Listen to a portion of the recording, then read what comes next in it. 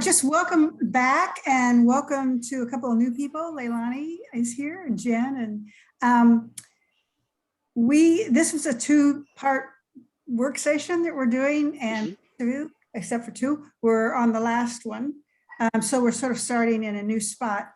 Since Laylani can join us today and she couldn't last time, we're going to take a moment to go back to the little slide we did that on our own summarized what we had heard from her in an interview about takeaways and lessons and things, so that she can elaborate it and you guys can pick her brain live.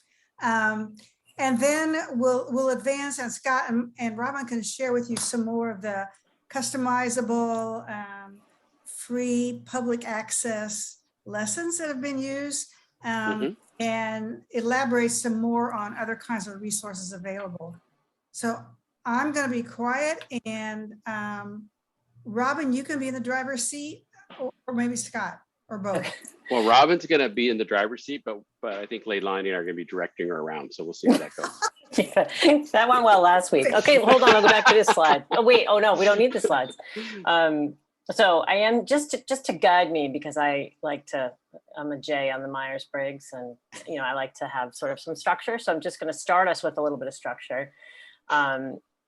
And sorry, go back to, it was Jen, 20 and 21 where we talked about Laylani's so I think Jen work. and Aaron are new, at least to me.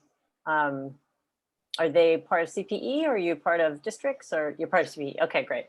And I know, Laylani, you've already introduced yourself once, but it would be great if you could just tell folks who you are. I think they know because we talked about you last week, but there's two new people on here this week, I mean. You want me to do it now? Actually, why don't we go to we'll go to the slide. Jan, you said it was 24, right? 20 and 21. 20 and 21, okay. I was just thinking where we I talked didn't have about to mess her up the last slide. week. Yeah.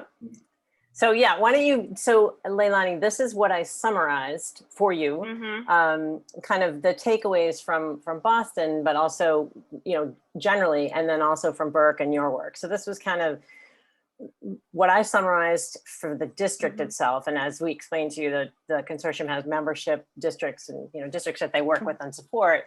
And I think having a platform like Naviance it didn't have to be Naviance, but that's sort of the tool. And I know we spend some time with schools thinking about the difference between MyCap, which is the career planning curriculum in Massachusetts, and the tool, which is Naviance. But having the tool is, a piece of it. And so Laylani can talk about that.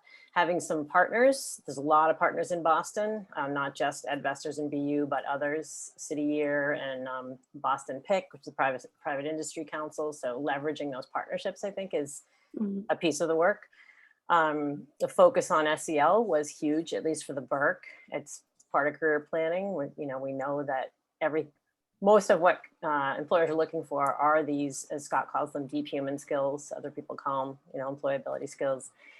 And then we know that leads to positive outcomes for students. And so that's what I learned when I spoke with Laylani and her colleague Artis in June about their reflections, because I had worked with them, it's all a blur because of COVID, but the year before.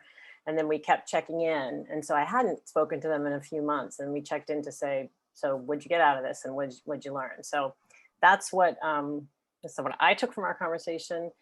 And then some of these takeaways. Laylani will talk about the fact that she's was a ninth grade math teacher, and that was the place they pushed this in. So that was unique, I think, a little bit maybe in Boston, but not so unique in other places. Scott can correct me if I'm wrong there. Having a value statement and linking it to what was going on in the rest of the school is important. Again, part of their social emotional learning priority, and then thinking about planning, starting early in the year with this, embedding it in instruction, and then moving towards an assessed product at the end. So I will turn it over to Laylani and Scott. And Laylani, you can correct any of these that are not the takeaways that you would cite. You can add, you can amend. So if you want to just talk about sort of how you all did it at Burke as a team, way back. Actually, my very first meeting with their team was March 11th or something. It was a day or two before everything shut down. And I was to meet with them every other week and go to their school. And you know, that didn't happen. It became virtual, but they moved forward with the work anyway.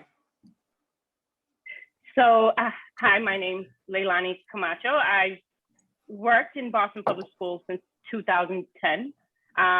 Also a product of Boston Public Schools as well, so near and dear to me. So I always envision how am I going to take care of my babies, you know, given that I was there. So this work, as it was introduced by the district, was natural for me. I was like, yeah, I mean, why aren't we doing this already naturally for our kids? And so since it was something that was being pushed out by the district, it was something that was being pushed out by the district to guidance counselors. And so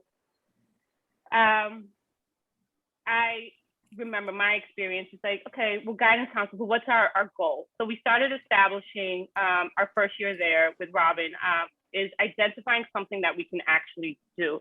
And so we decided to start with the 9th grade so that the following year we can do the 9th grade again and then continue our work with the 9th and 10th grade. And then when COVID happened, we tried to close out the year with a project that Scott helped us with the juniors so that they can turn in an assignment to start thinking about their senior year.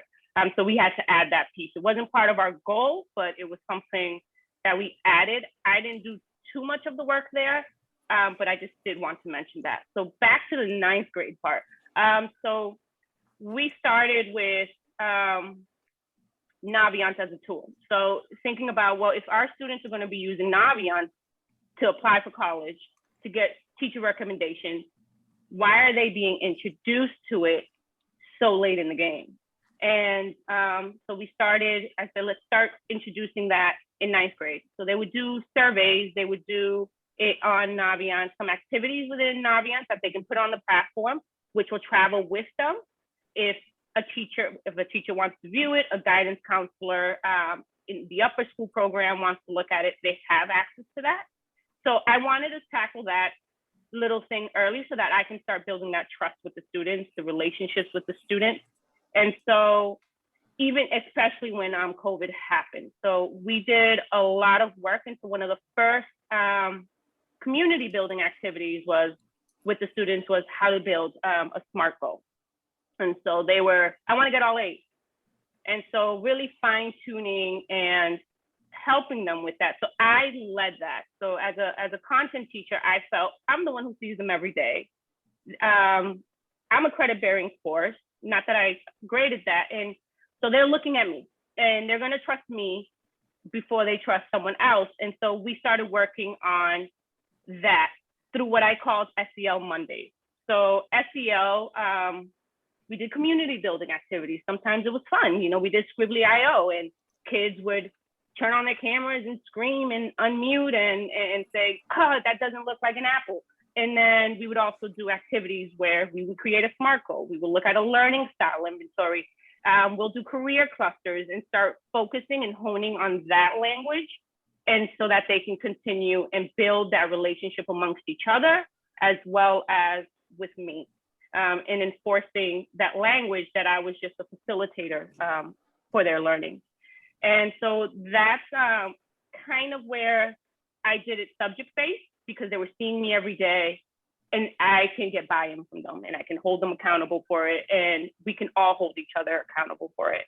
So other little things I did in the classroom was every day I provided, if there was updates, we have open mic night on Friday. We have this job internship opportunity. And so, or look, the Burke has a great functioning chef's kitchen. It's a well access, and we started a program. Who wants to be a chef? So thinking about those programming, and I would always tell them we gotta look good on paper. That gets us our foot in the door. So they started talking in language, and then I started getting emails. Miss, I'm part of the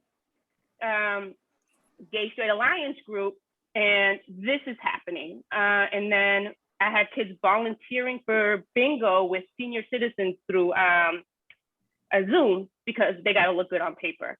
So that's what they were starting to realize, is that we have to work.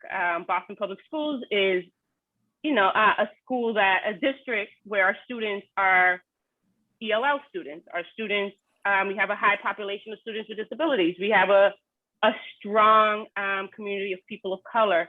And so they could work there in that aspect, and thinking about, okay, so we don't have privilege like everyone else and a lot of other people. So what is it that we're going to do to make ourselves stand out and make us marketable, so that they're not stuck, so that we're not stuck, you know, so that they can't reject us, because we got to get our foot in the door.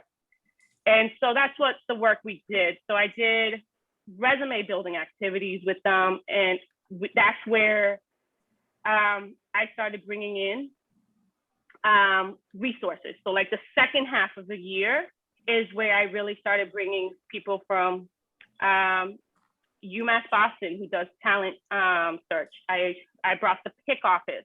And so that's our career planning person, because the goal for us was, let's get those ninth graders to have something to do this summer. Given COVID, given that they've been stuck at home throughout the whole year, we were pretty much remote with the exception of few students. So that's what we decided. So what are we doing this summer? What is our plan, and how are we working to get there? So during the year, our students started shifting language and thinking about, what am I going to do this summer? It's not eat and sleep. I mean, we could do that after work, but it's just thinking about how am I going to contribute? By the end of the year, I have a kid who said, I need a job that's remote. So introducing them to a job that he can still do in his home. So they were already being advocates for themselves and saying, no, this is not okay. And even so much so that, I didn't tell you this, Robin, but the PIC office had to come in again to support the ELA ninth grade teacher, because their resume they couldn't get to the language too much. So I helped them with the skills, you know, the introductory stuff. And they're like, yeah, I need the language better. And I think I can go to the ninth grade ELA teacher to get it better.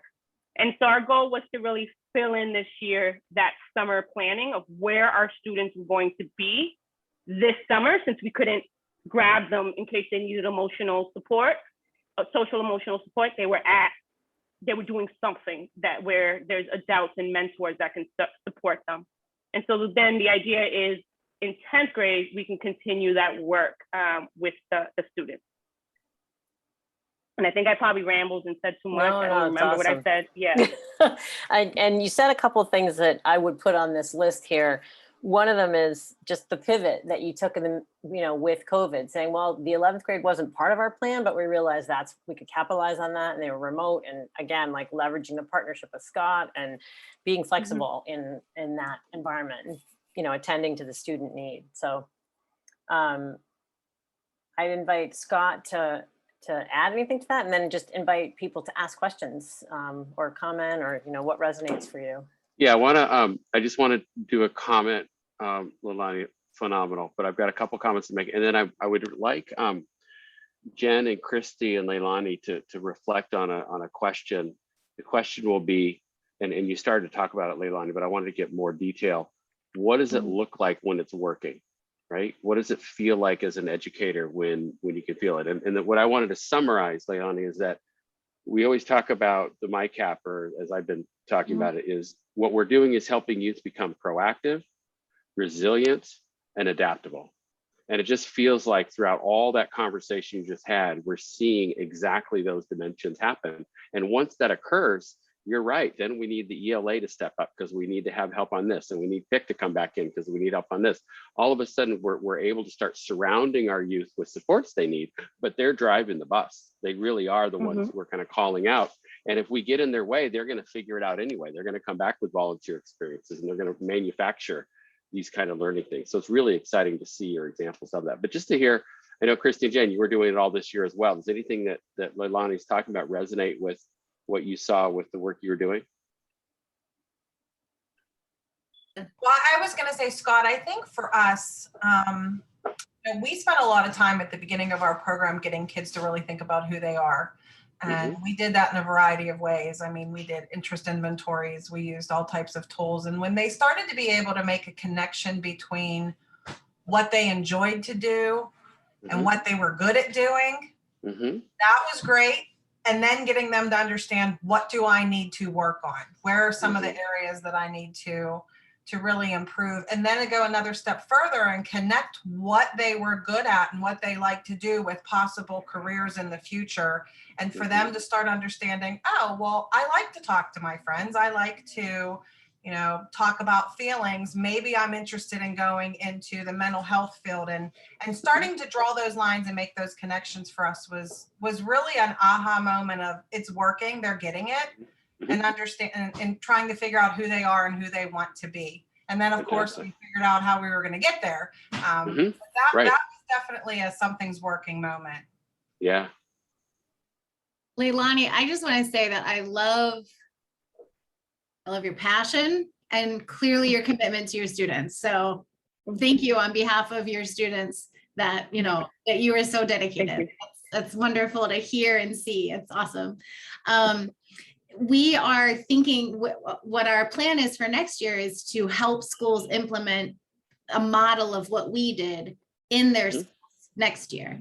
And so what Laylani, what you were talking about, like tying it to a content area, that's a really key takeaway that we hadn't really thought about. And so I like that, what you said right there, because that holds the kids accountable. It's a thing. It's not just some class that doesn't count. And so I think there's something to be said for how we are folding this into our students' day, and making sure that it matters. So I was taking notes, what you had written, the point, your takeaways. I thought that those were really important keys to help us as we are going to be helping school districts hopefully implement this for their high school or middle school students. Yeah. So yeah, thank you for sharing all of that and talking to us about your experience. That was really helpful. Oh, yes, no problem. So I'm thinking about what you're saying, and one of the things when you're thinking about going into schools is that buy-in. So you need to find the people who are passionate and thinking about this, because you don't want the people who already think that it's an added job or an added task. So that's why we started. Well, Laylani Camacho wants to do it. She's all for it. And it's ninth graders, even better. And so trying to find the person that's going to be committed to this work and truly believes in it makes it flow a lot better as well. Because I truly don't think that it's just a guidance counselor's job, because they don't see our students day to day. But that was the expectation of Boston Public Schools, that at the end of the day, the people who were reporting back to the district was the guidance counselors. So thinking about who are your allies? I mean, the guidance counselors and the student support already know they have to work on this, but who are your allies content related? Because then I was able to kind of talk to the ELA teacher about it, and then talk to our ESL department about it and saying, look, this is what we're doing, and how can we make sure we have a huge Cape Verdean Creole population there? How can we ensure that our students there are doing it? So the ESL 1 teacher and the ESL 2 teacher translated in my activity, because I didn't just do SMART goals. We talked about their core values and they had to eliminate. They hated me when I kept saying, okay, now take 5 more things away that you don't like. But so doing that. That's a great way to do it.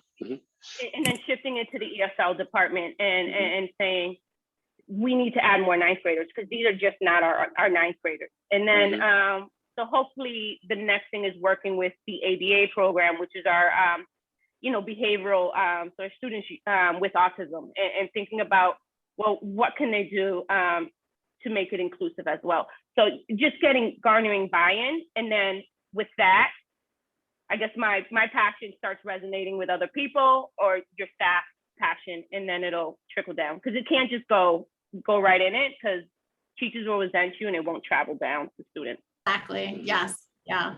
Thank you. Yeah, I totally agree. And yes, I really take the point of, right, because that's when we had our lab coaches that we worked with in this school, it worked out really well that I would say 7 of our 8 schools, those people were fully committed to this work and were able to spend time doing it, right? And they weren't all guidance counselors, only a few of them were. And that, I think that was really important to the relationships that those students built with those teachers. Yeah. So the only thing, oh, go ahead, Jen. I'm sorry, I was just going to say, I will add to that, you know, finding the right people, like you talked about, Laylani, it was so important for us. And we knew that was working when those students looked at those adults as something beyond, you're my teacher, you're my counselor. When that student mentor relationship started to develop and blossom, and the students were going to them for things even beyond what their assignments were or the tasks that we were asking them to do. And they were going to them and saying, hey, by the way, I have a job interview this week. Will you help me practice interview skills? And at that point, we knew that the relationship between the adults and those students was going to be really successful and help us to not only attain our goals, but make sure that the students were able to, you know, have that adult, that special adult in their lives that would help them.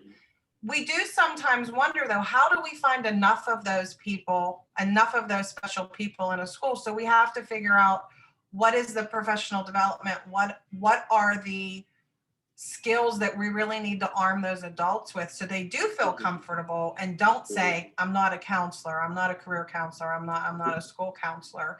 And so that's something that we've really been thinking about a lot lately. So a couple of things, Jen. One is the word transformative mentoring. And I'm going to give a name here. Her name is Bethany Allen in the Boston Public Schools, is leading this effort within our district. Phenomenal. But also Castle has a transformative SEL, which is going along the same lines, which is basically how are we helping to focus on our own implicit bias and really understanding racism, the structural inequities and the impact that has as we're working with youth. So definitely, Jen, you're absolutely right. We need to do more of that. As far as I'm concerned, that's been the missing link in all of this work I've been doing is we talk about the need for caring, encouraging adults, but we've not done the intervention point. And so by kind of, I feel like I'm getting mentored through BPS to think about how they're doing it. It's just absolutely fascinating. Really authentic conversations with educators as part of the PD process. It's been fabulous, but I don't want to, Bethany is really amazing and an artist when it comes to both the design and the implementation. So want to give you her name. She is fabulous and she loves to talk about this stuff. The other thing, Jen, I want to suggest is to flip your script. So as Christy knows, I'm not a big fan of interest assessments, but what we're doing, and it's been kind of, hold on, my headphones are dying, so I have to turn them off here. Hold on. There we go. I don't know, I think my headphones are on their way out, which is really disappointing. So one of the things that that we've kind of negotiated out is to start with a more narrative process, which, Jen, I think what you hit on is once you figure out that the qualities they have connect to the world of work, all of a sudden it starts becoming meaningful. And that's where I think you should start. Start with, what do I got going on? I'll show you that one of my activity is one way we do that. But there's other activities within ONET that are really easy to get them to explore on their own terms what their vision is. The other thing we've started doing is doing a more narrative quality. So instead of taking the interest profiler, they start with the reassec type and they have a conversation, and we're actually redesigning that conversation so that it's much more fun. You know, when we had to do it in a virtual space, we had to use little video things. Now we can actually have real conversation and have them go to places in the room and, you know, work together in teams. So we're redesigning that. But the idea is take the tools and the ideas of what's happening here, which of these resonate for you.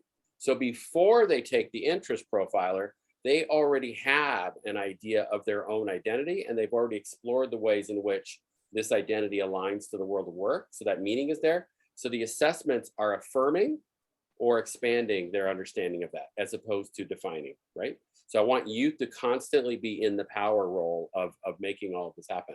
We've also got Advanced CTE does the same thing for career clusters, and we're still looking at how we would do that with the career clusters. But before they take the career clusters inventory, first have an exploration of the clusters, see where I might fit, what I think about myself in relation to it, and then we can come back and compare how the assessment might go. So again, the focus on that youth power. But I think, Jen, what you hit on, which is what really I think captures their imagination, and Laylani maybe have some ideas on that too, but once they see that they have talent and their talent aligns the world of work, and we're not talking about grades, we're not talking about academics, we're just saying I'm talented, that's the game changer, I think, for them to wake up and say, wow, there's something here to invest in. Leilani, any thoughts on that? Does that resonate on your end at all? So being consistent, yeah, with the language with the students is what was key as well. And so even through my lessons, we had growth mindset in there. We had uncomfortable, difficult conversations with January 6th insurrection. I don't think, given the relationship I built with my students, that I could not address it. And then when the Asian community is feeling all this racism, right, and feeling still disconnected from people of color, we had to explore that too, because we don't have a huge Asian population. We have a huge, Black and Latinx. And so that tends to be our demographics, and they're coming in and say, like, what does that have to do with us? And so making them tie into it. And so then they start advocate. This is one of the language they would use. I used hiccup when they made a mistake. So in like little things, even through my math content, I would do a do now, and I would call it my favorite no, which is picking an incorrect problem, but there's a reason why I like it. And so they're discussing why Miss Camacho liked it. And they would talk about, well, this student did this well, they distributed this well, but they didn't add appropriately, or they missed the negative. So things that, and then, so they're talking to each other, and no one's yelling, oh, that's mine, because they're analyzing and reflecting on the work. And so that was key, is to keep consistent with the language. And then they'll start, really, at the end of the day, I think they probably did 90% of the work. I just started it, and they took the lead. Should be. Yeah. And they took the lead from it and started asking things. Awesome. Thoughts or reactions or comments or? I want to co-teach with you. I was going to say, I want to try to recruit her to my district so that my kids can have her. I'm going to go ahead and share my screen if that's all right, Robin. Yeah, I'm not sharing, am I? No. No, okay. I just want to let you know I was taking over. So this is a lot of windows, but this is Pewaukee. This is where Adriana Plach is from. And I just want to give a little kind of show how at a district level, they were able to design and implement and continuously change. It's continuous. I mean, I just went online and they said, sorry, we're redoing the site for the school year. So they're already relooking at lessons and relooking at things they're doing. But what's awesome is, so they call it ACP, which is Academic and Career Plan. And they have this really cool thing. So they align it to their profile of a graduate, which is kind of fun. They bring that right in at the front end. They also have the K-12 journey. So you can see how expansive their process is. It starts in kindergarten, it goes all the way up. Let me just take their 9th grade piece just to kind of showcase that. What they've done is this is community outreach and community advocacy about what they're doing. And they're basically aligning it that this is the kind of things our students are going to be doing in the 9th grade around this process. And then, and this is my favorite part, hey parents, here's how you can get involved. So right at the very beginning, it becomes a family, a community sport that we're working on, but it really talks about the kinds of things that they're doing, which is nice. And then they just keep going. So if we were, I think we have to be inside their system. So we have to be a member, but we would get access to the actual lessons that they have for each of these. That's the only thing that drives me a little nuts, is I would prefer to have the actual lessons that they do. But there's a lot here, and maybe this is a way in for us to see what they have, but lots of resources and everything else. So this didn't start in a single year. Of course, they built into it, but the idea was, the vision was this individual, in this case, Adriana, who started the process with their with their educators, got a pilot group, as Laylani was saying. I call it the choir. So found a choir within each school, and then they tested out the things similar to what Jen and Christy, you all said. And then they took the testimonials of the students, the parents, and the teachers that were involved with them as evidence, right? Here's what they experienced. And what the funny thing was, the number one feedback is we need more time. And so all of a sudden, a project that was like, oh, where are we going to find time? Oh, we need to find time because this is obviously something valuable and people are asking for it. So it didn't have to come from the top down. It came from the evidence that, in fact, this is a valuable thing to lean into. So pretty cool in terms of that. And a lot of things that Adriana would do in terms of that, not only coming up with that evaluation, which literally was more qualitative, more story-based, but you can also take surveys to find out what was the relationship quality between the this choir. Now we know that they're invested in wanting to make this work, so they are going to come at it in a positive way. But even when you get started, being able to assess to see what is the quality of that relationship and the mentoring. I know that's what we're doing with the BPS Transformative Mentoring. We have a whole bank of items to try to see how are youth experiencing that mentoring relationship. So there's kind of like almost a formative assessment that can happen through the year to say, are they feeling connected, cared for, and supported around the process? And that's a level of intensity, but it's still a good level to think about as we're kind of rolling out something that's new and innovative as a process. But I'll pause there. But that was what we wanted to show you, was kind of like what it looks like at a district level when you start putting all the pieces together. And I'll show you what BPS is doing to move towards that. I have the 9 through 12. I don't have the 6 through 8 yet, but I have the 9 through 12 I can show you. But any thoughts, comments, questions, or?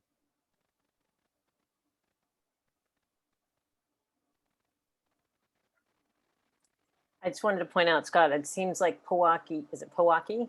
Pewaukee. Pewaukee is pretty small compared to Boston, right? So there's 2 elementary schools, but it gives folks a For sense Pennsylvania, of, there's a lot of districts that are going to be exactly that. right, exactly. That's what I was going to say. You know, there's Pittsburgh, which is maybe a little like Boston, and then there's a lot of smaller districts, a lot of rural districts. Yeah, it's a vision. I wanted to put Laylani on the spot before you jump into this, and Okay. if she wants to think about it, then you can go through this first. So what were some of the challenges that you encountered, and how did you overcome those at the Burke? Other than COVID, because we know that was a challenge. Oh, COVID, attendance, right? So ninth grade is a big year where students decide, tend to be with the attendance of, are they going to be in school? So what we started doing is I kept a tracker of students who did their SMART goal, of students who were able to, a couple months later, go back into their SMART goal and see if this is what they still need. Are they on track? So revisiting some things, going back into Naviance. So tracking all that information, I was able to do a spreadsheet, and we started looking like we don't have much on this student. So really, and that's where I started using the guidance counselors and myself. And that's where we started reaching out to families. And so then people came in and partners to go into a breakout room and do this work with the students, and realizing how valuable it is. So what I would do is content where students weren't missing necessarily the grade level content. It's still our content, but reinforcing something.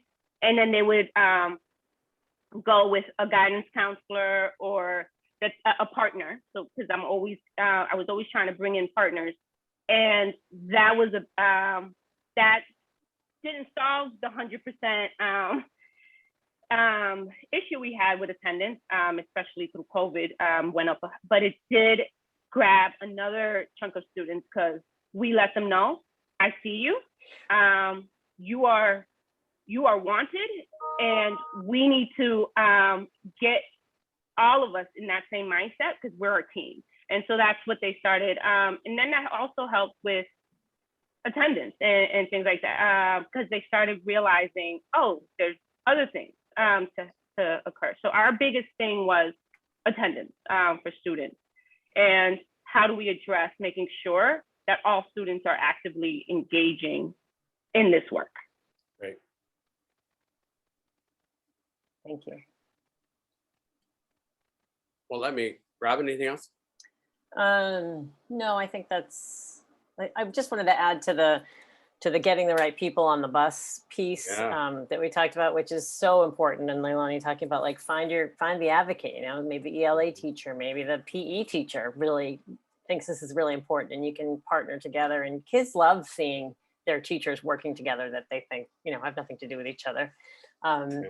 But I told one of the teams I work with, like, don't waste your time on the resistors. If there are resistors, you know, find the Go with leaders. the choir. Yep. Yeah, the champions, and then there's these bubble people that you can come along, you know, and if you get the champions on board, you'll get some of the others. And then there are some people that are never going to get on board, so you just, you know, you move along. But just thinking about who your allies are, who the champions are, who can do this with you, who's passionate about this, and it's sort of like it's a ground up Yeah. effort. Yeah, when I was in Milwaukee, the same exact thing, where we had people who would just refuse to join in on these conversations with youth for years. And when people would ask me, you know, how come this was so successful? My first comment was, well, there were a few really good retirements, you know, and that helped, because then once they were pushed out of the way, then it could really flourish, because everyone was like, oh no, this leader who's very negative, how's that going to hold us back? But yeah, that idea of being patient and open and making sure as much as possible it's a choice as opposed to a demand, I think is really helpful, because the minute it's a demand, of course, that's going to breed resistance. So this is, yeah, go ahead. Also, Scott, I wanted to, Oh, go ahead. this is Jan. I just wanted to add a quick thing that Adriana mentioned when we talked to her about her process and all, the importance of that parent piece. You pointed that out also, Scott, because it's good to see. She highlighted that having the parents do these little surveys, and of course she made the results known to administrators and everybody else, increased the support for the whole process, because administrators could see how much parents were buying into it. And of course, that word got to the board and all sorts of things. And that itself, that was a positive movement. So that itself helped bring around some of the folks who had not earlier been enthusiastic. Yep.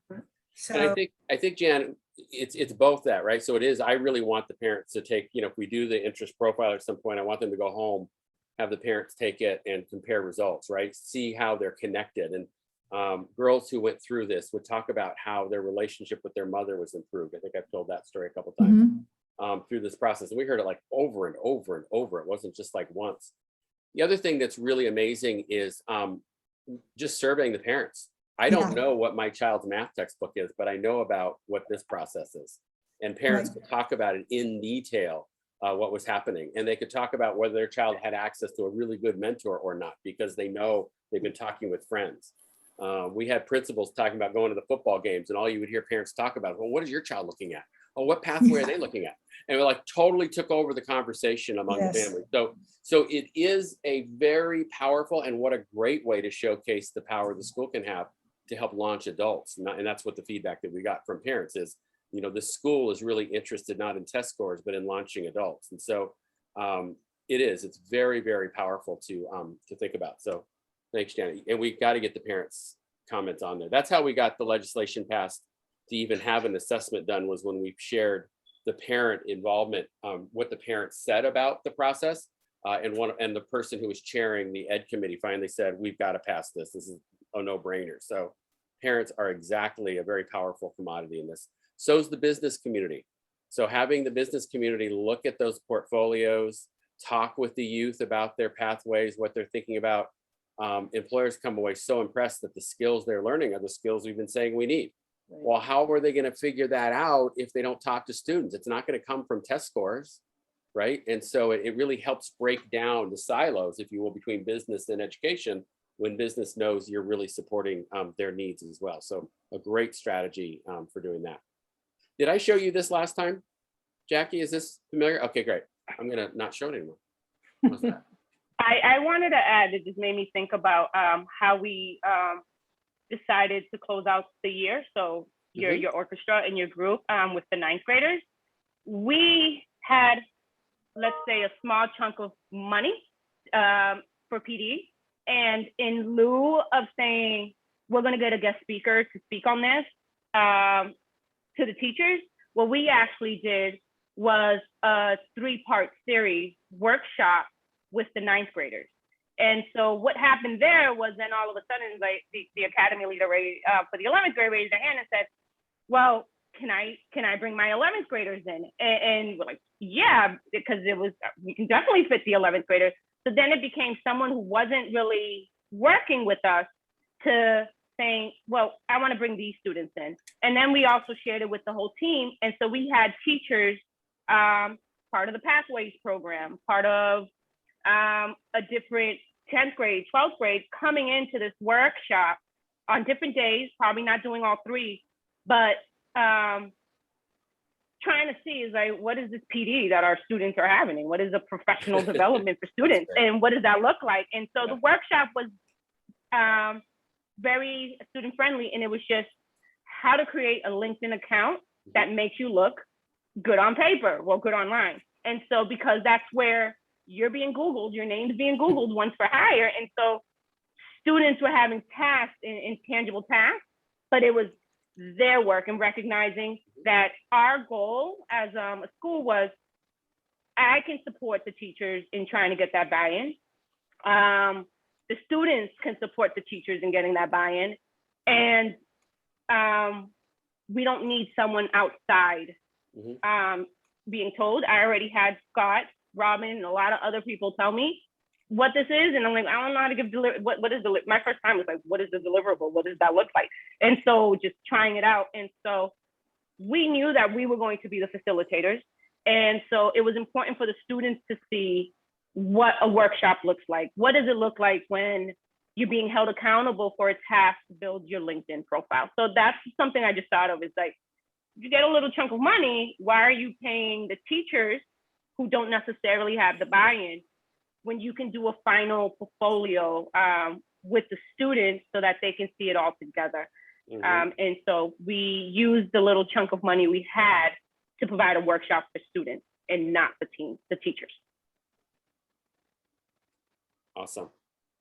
That's awesome. I want to show you some next steps to consider. I want to just give you where we are. Laylani, you're seeing this for the first time. This is what your district is working on right now in trying to figure out the scope and sequence for the MyCap, what we call it here. And they're breaking it down by terms. So as you can imagine, huge district like Boston, to roll something out at scale is not easy. So they're trying to simplify.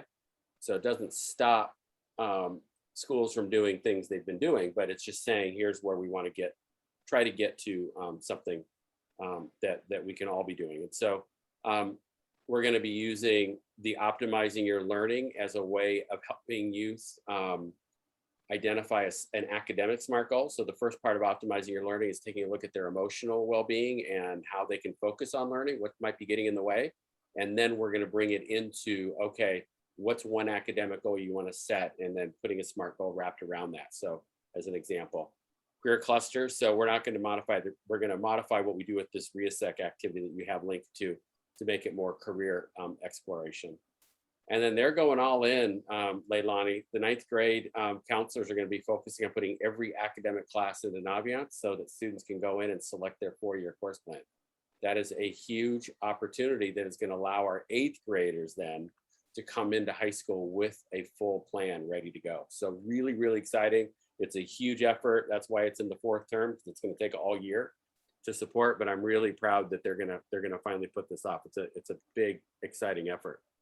And then this idea of a goal setting activity, and we've got the personal roadmap piece that we're looking at, and then the reassess lesson, as I described, where it's a narrative type process, and then the resume, and using the who am I lesson to help build on the resume. So what are my human skills, soft skills, that some people call them, that awful word, soft skills.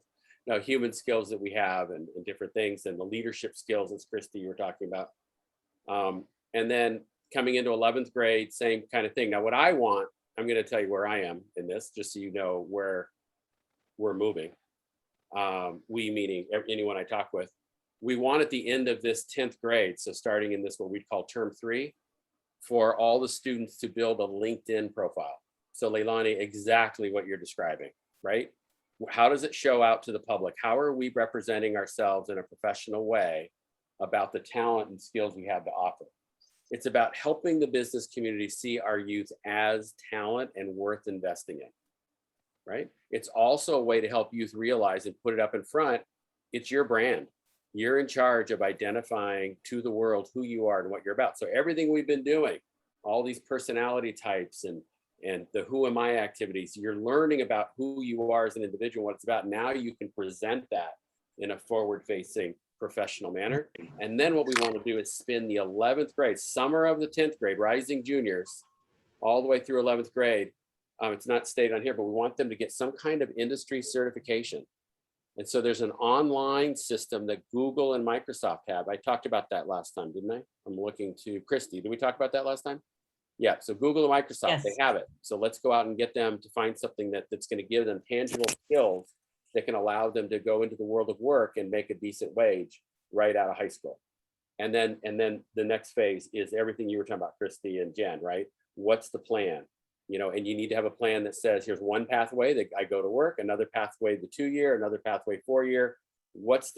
How do I map all of this out so that they have multiple options? Because we know we're only getting a third of the students through anyway, through the post-secondary. Of that, a much smaller percentage if you're a youth of color.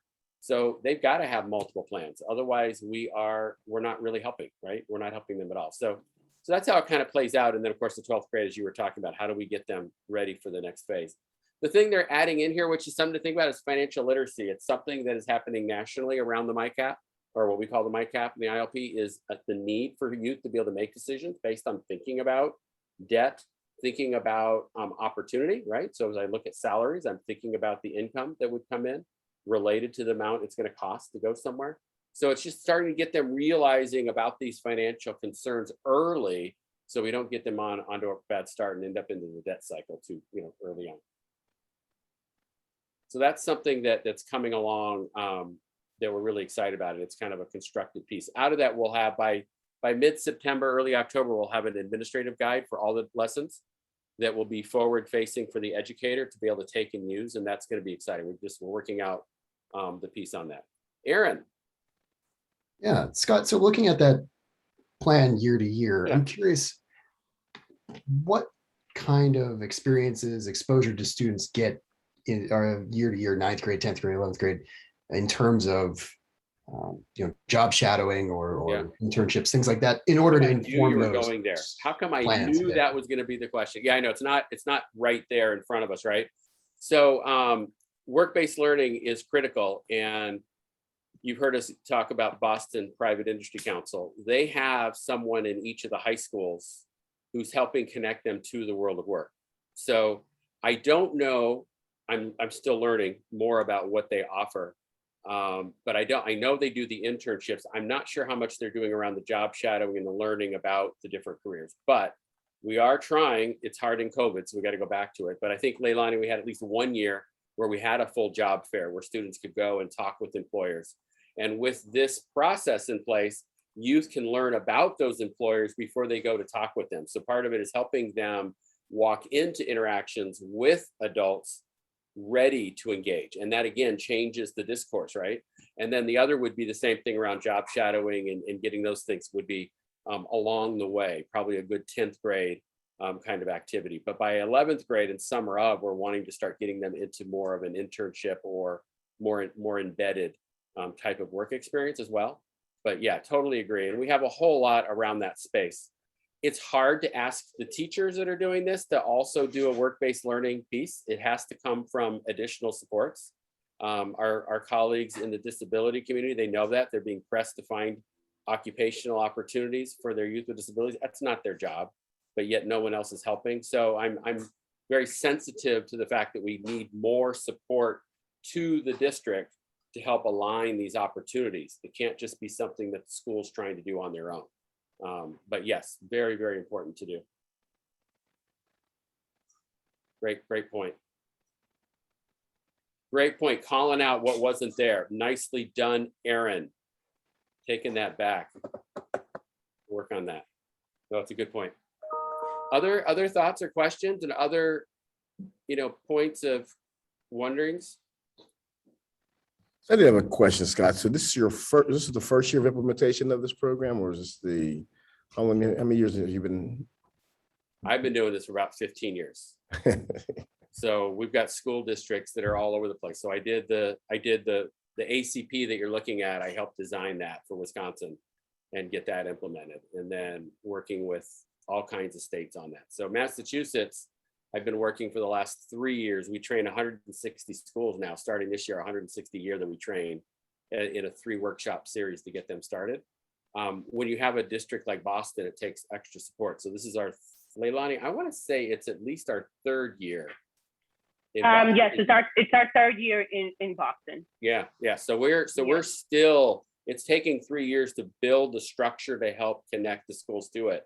Last year was even during COVID was a lifting year, and we got some good progress. This is the year we want to blast off. And so it's sort of learning through the dynamics and getting it down to, here's a learning activity you can do. Let's try that in the classroom is really where we're getting to. And that's an innovation that the other states I'm working with haven't gotten to yet. So BPS is taking the whole process of development to that next level. So very similar to what Christy and Jen have done. We've got to stop talking theory, stop talking ideas, and say, try this. Here's what we want you to do. And then as they get into it, and as Laylani's experience shows, all of a sudden the proactivity and all the stuff happened. They're ready to learn. They're ready to engage as learners now. And all of a sudden it's transformative. So we're needing, what Boston is doing is phase 1 and 2 of what's been missing.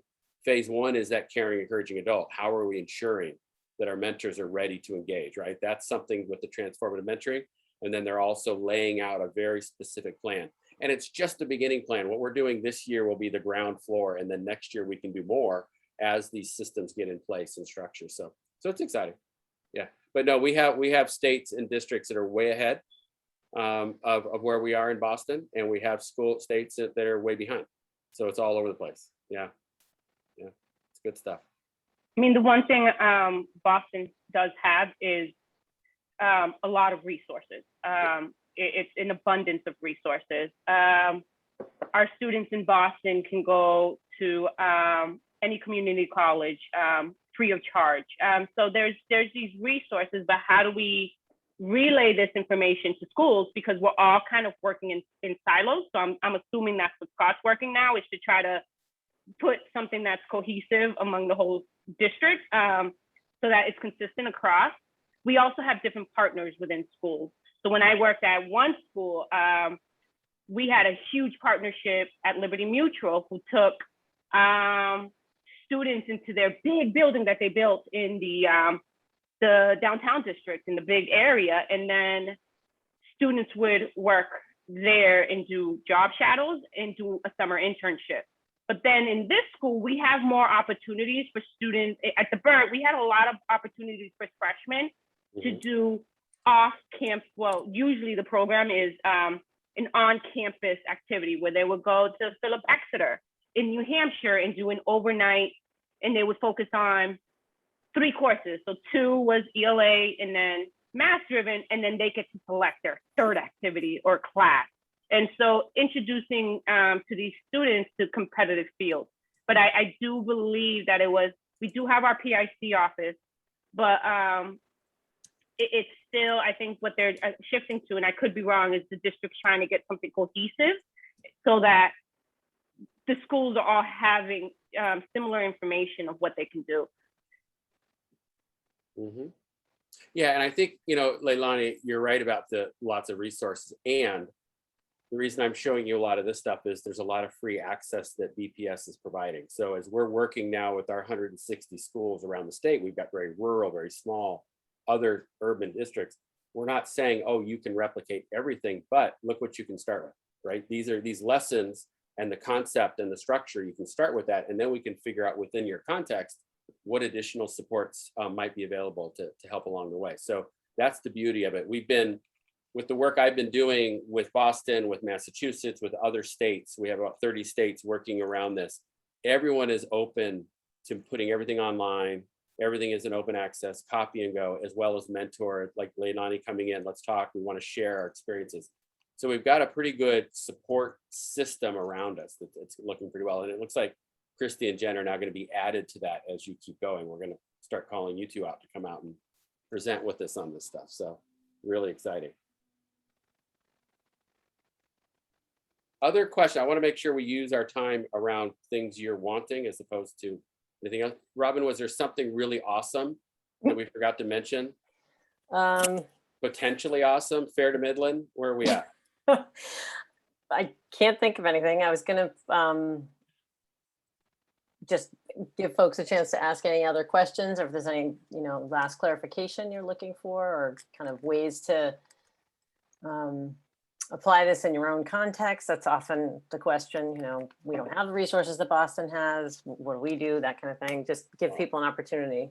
And I don't know about Laylani, but I'm ready to talk about the weather. I mean, are you as hot as we are here in Pennsylvania? I mean, oh my goodness.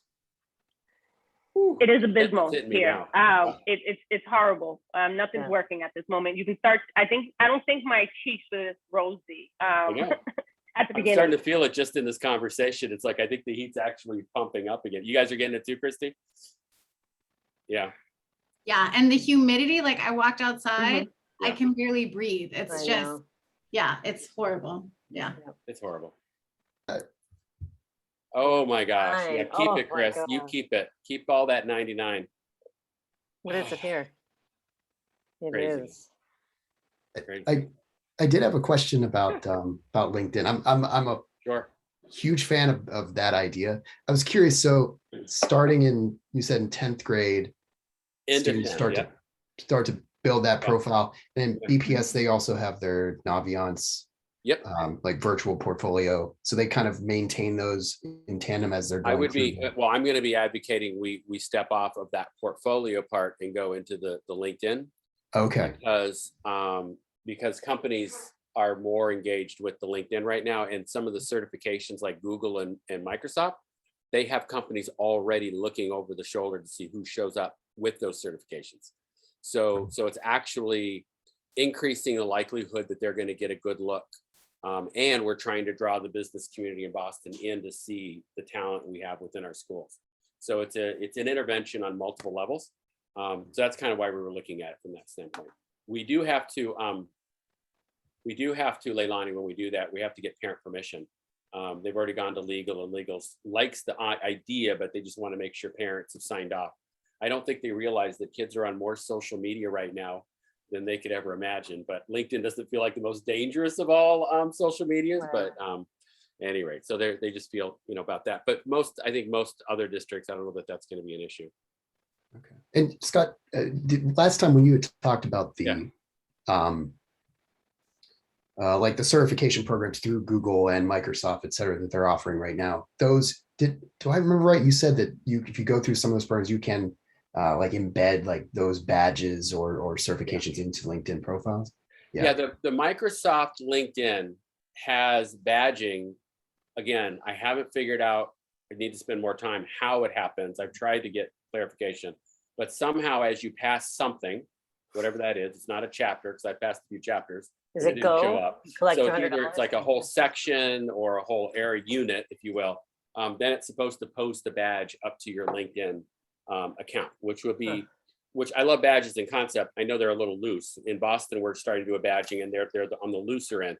This will not be loose, right? This will be industry skill sets that the individual has passed by taking a quick test and going through it. So that's pretty exciting.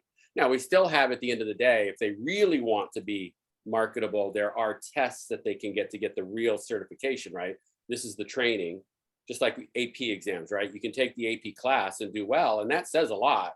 When you take the AP exam, well, now you can get college credit. Similarly with what we're talking about, this is the training for that certification, and you'll get badges that say along the way you've gone through this training. And there's other industry examinations that you would then qualify for.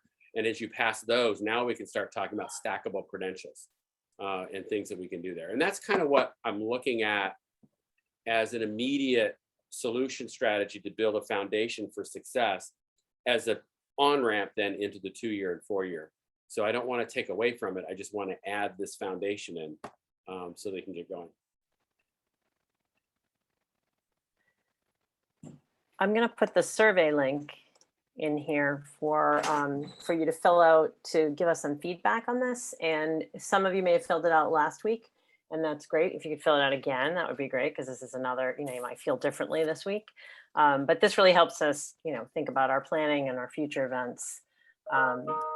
And I also have a fun clip I was going to show on leadership. And if you wanted to, raise your hand if you've seen the dancing leadership guy video. The dancing guy video about leadership? No. Okay. So it's kind of a fun one. I haven't seen it in a while, but I just thought of it as we were talking about, bringing people on board. So if you could fill out the survey so we have that. And then I will, for those who want to just stay on for a chuckle, it's a 2-minute video. Oh, Robin, is it the one where the guy starts dancing in a field and like people? Yeah. Oh, okay. I think it looks like it's in Berkeley or somewhere in California. Yeah. Of course it's in California. Crazy stuff happens there. I was born and raised there. That's what happens. I got stories. And so Christy and Jen, as we close, do email me. I'd love to have more correspondence with the program you've got and take a look at Yeah, it. definitely, Scott. Absolutely. All right. Here we go. And my kid just got home from camp, so there's a lot of people coming in and out and trying to talk to me at the same time. Let me know if you can't hear it. Nope. Can't hear it? Nope. Hmm. I think you have to stop share and say, play it. Is that how you do it?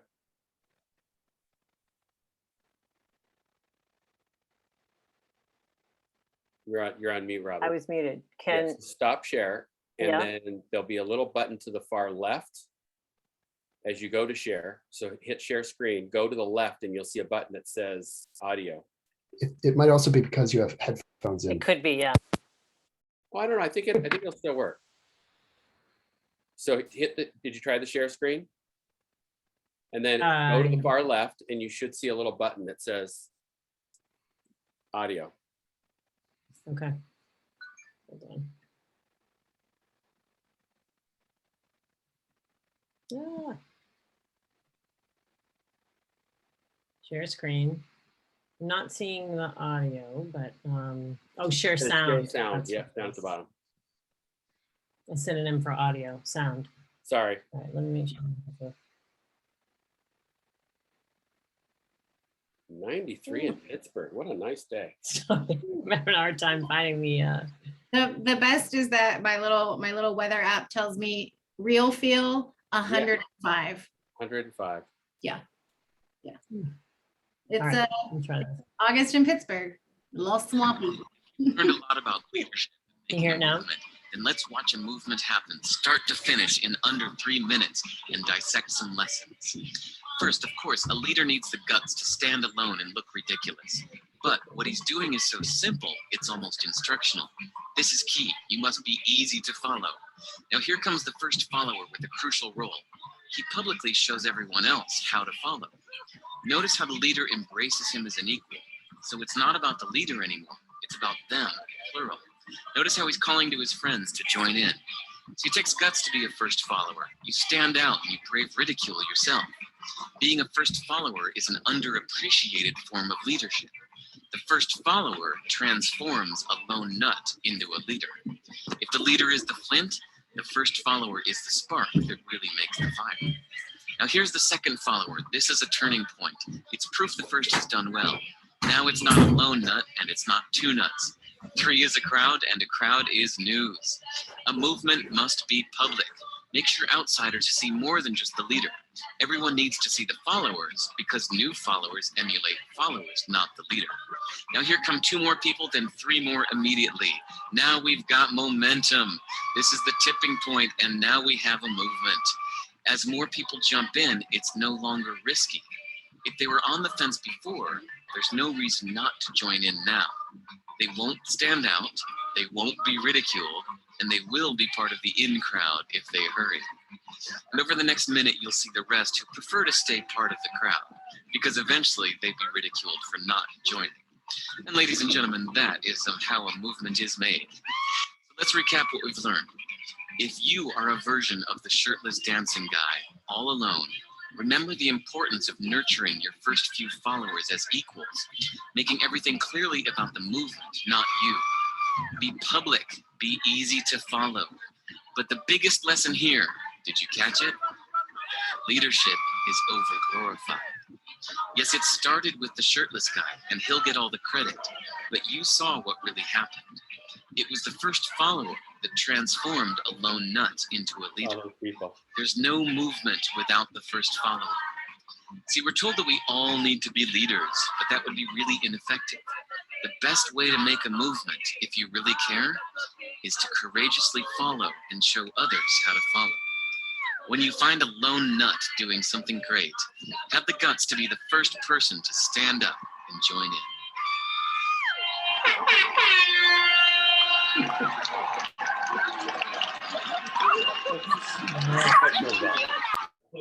That's what that was.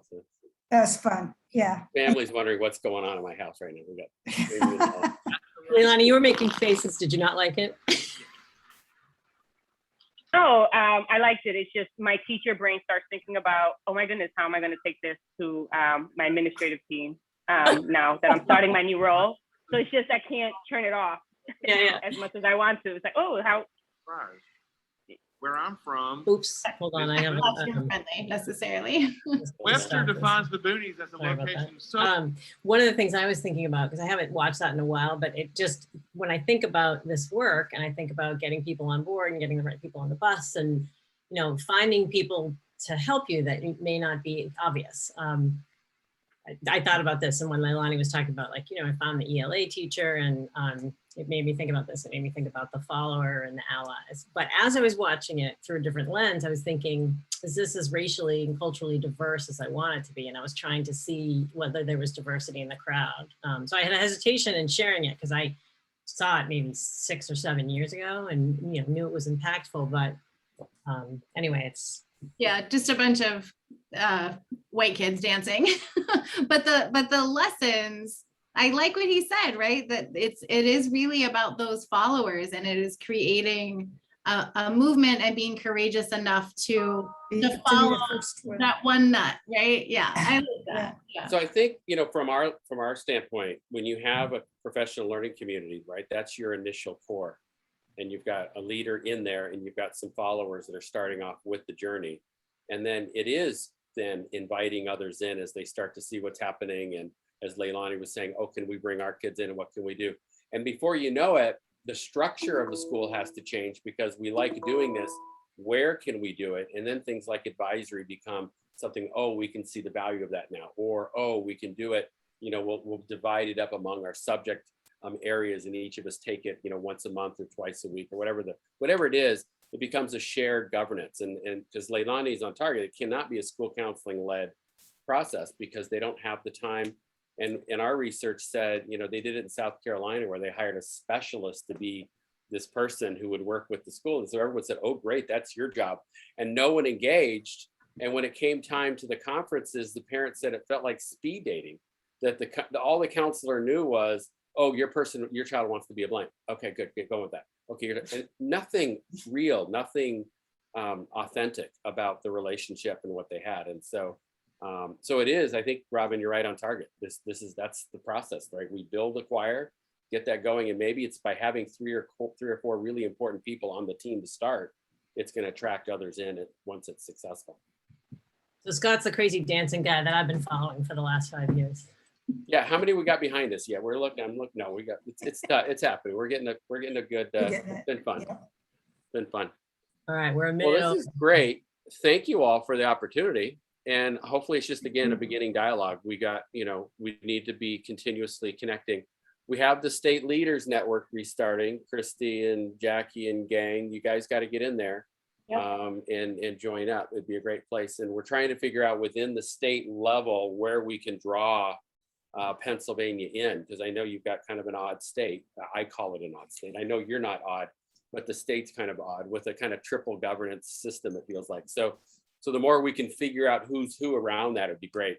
We so much want to talk about some of the great things happening within Pennsylvania, because you've got some great stuff around the career pathways and some other things happening, but just hard to figure out who to go to for all those things. So it'd be great to check in on that. Yeah. Chris, is it Laura? Yeah, Laura Federici. We have her contact if you need it, Scott. Yeah. But yeah. That would be great. And Jan was kind enough to connect me to your state leaders network, and I've been sat in on some of those meetings. They are great, and I'll loop in some of the other staff here too as we. Absolutely. As topics come up and you're feeling like, oh, we've got something we want to learn about. That's kind of how it's been going. Yeah, Robin from Wisconsin is going to be, now that she's retired, is running it. So we're going to be, we have our first one this September, and really excited. Now we're part of the Coalition for Career Development. So we've got a big industry group interested. So Aaron, all the work-based learning stuff is always talked about all the time at that level. So we're certainly thinking about innovations around that as well. So it'd be great. And I apologize, Scott, and everyone, my internet has been so horrible. So every time I go to turn my video on, you just about lose me and I go down to 1 bar. So even on my hotspot today, so I don't know if it's that humidity, it can't get through. I don't know. But the only thing I wanted to add was potentially for Pennsylvania, it's not state leadership, but it is when you talk about work-based learning and you talk about career plans and portfolios. And I think I mentioned Smart Futures before. Yeah. David Mosey. I don't know if you guys have connected with David Mosey or not. He's incredible, and it's a mission-driven nonprofit organization. I don't know if that aligns well or not with some of the dollars that you guys are able to use, but he's phenomenal. I meet with him almost weekly as a mentor to him, which I've thoroughly enjoyed, but I've learned so much. But they're looking, PDE, Laura Federici in particular, Brian Campbell, they're looking to do e-mentoring, and they would be using Smart Futures, I think, as the key player there for all platforms. So I just wanted to share that with you as well. Thanks, Chris. Something that I try really hard to be agnostic when it comes to the different companies, which I've been successful so far.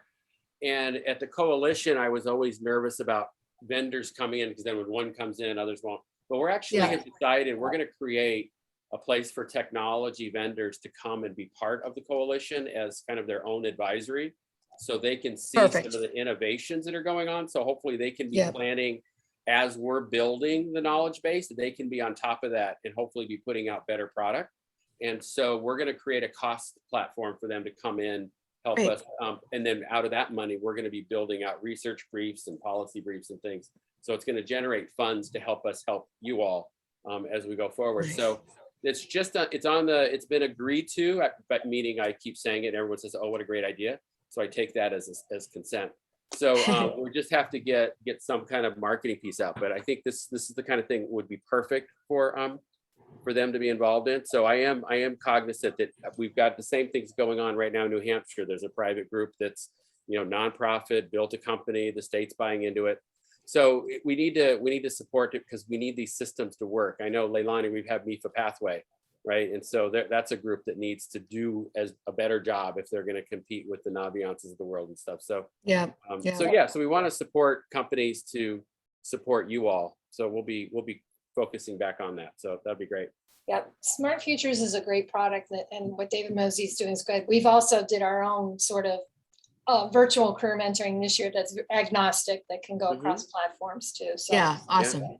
That's awesome. It's funny that the research out of Europe, just one more data point, research out of Europe, a colleague of mine, in fact, she presented for our state leaders network about this, but they're finding that what youth want right now, texting support. They want it 11 o'clock at night.